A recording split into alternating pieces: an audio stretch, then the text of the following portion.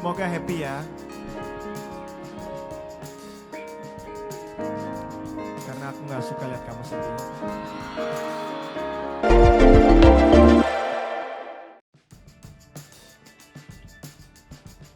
Rider, tarif manggung dan attitude dibandingkan Sheila on 7.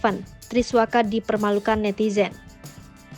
Nama Triswaka sontak jadi gunjingan di dunia maya usai video dirinya mengcover lagu Kangen Band dinilai menghina gaya nyanyi Andika Mahesa, vokalis band tersebut.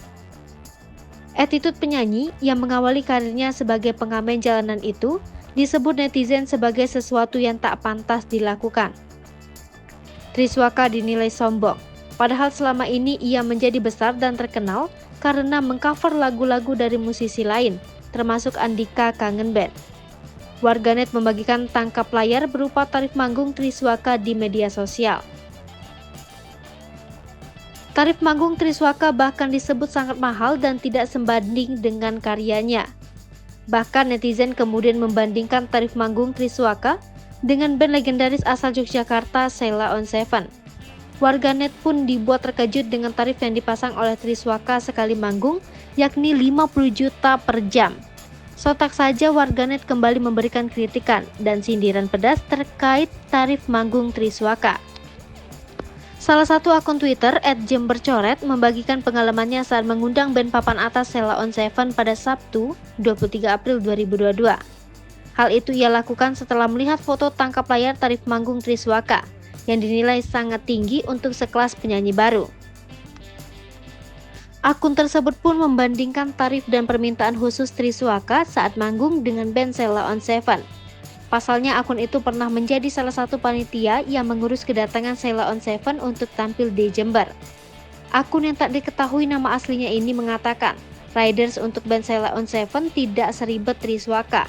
Ia pun menyebut Sheila on 7 datang ke Jember menggunakan mobil ke Yogyakarta.